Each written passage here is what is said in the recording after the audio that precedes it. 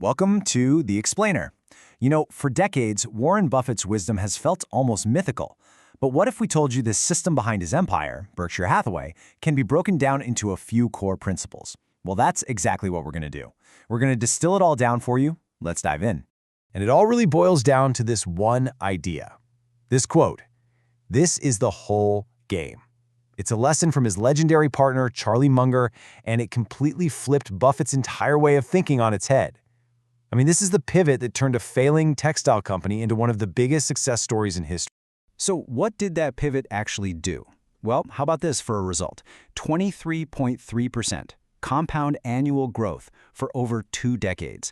You just don't get those kinds of numbers by getting lucky. No, that's the result of a system, a really deliberate and powerful system. So you ready? Let's break down exactly how it all works. Okay, so first things first, you have to understand that Berkshire isn't just one company. Think of it more like 2 giant, powerful engines, right? And they're perfectly interconnected, working together to just churn out value.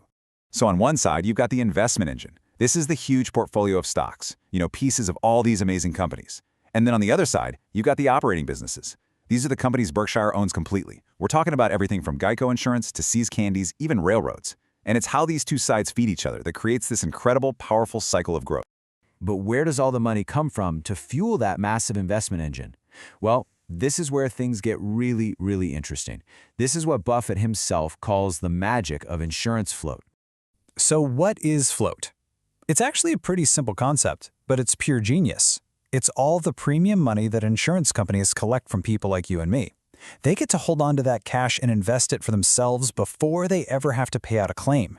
It's kind of like getting a giant interest-free loan from all your customers. Pretty sweet deal, right? Think about it. The process is so simple. Step 1, you pay your insurance premium. Step 2, Berkshire holds on to your money, maybe for years, sometimes even for decades. And step 3, they take all that cash, this massive pool of money, and invest it to make a profit for themselves. It's a beautiful thing. And when I say a massive pool of money, I mean it. Just look at the scale of this. In 1967, the float was around $20 million. Fast forward to 2009, and it's over $62 billion. That's not just a pool of capital, that's a gigantic, constantly flowing river of cash that costs them basically nothing. Insane. Okay, so you've got this river of free money. What do you do with it? Well, you invest it, obviously. But it's the how, the philosophy behind those investments that really sets Berkshire apart. And it's a philosophy that changed a lot from where Buffett started. Yeah. In the beginning, Buffett was all about what he called cigar butt investing. Finding a discarded cigar on the street with maybe one free puff left in it, he'd buy these cheap, kind of junky companies just to squeeze out that last bit of value. But then Munger came along and said, "Warren, that's a terrible way to live." He convinced him to completely switch gears and focus on buying wonderful businesses, high-quality companies with real lasting advantages, even if they had to pay a fair price to get them. And what he calls these companies is just perfect. The inevitables. Think about that. These are businesses so dominant, so powerful, that their success feels, well, inevitable. You're not just buying a stock ticker, you're buying a piece of a modern-day dynasty. It's a whole different mindset. So how do you spot one of these inevitable companies? Well, the checklist is pretty straightforward, but actually sticking to it is the hard part. They want businesses with a huge, durable, competitive advantage. You've probably heard Buffett call this a moat. They have to be run by smart, honest people. You have to be able to buy it at a sensible price. And, this is key, it has to be a simple business that they can actually understand. If they can't predict where an industry is headed, they just stay away, period. Okay, but finding a great business is really only step 1. The next part, and this is so crucial, is all about the people.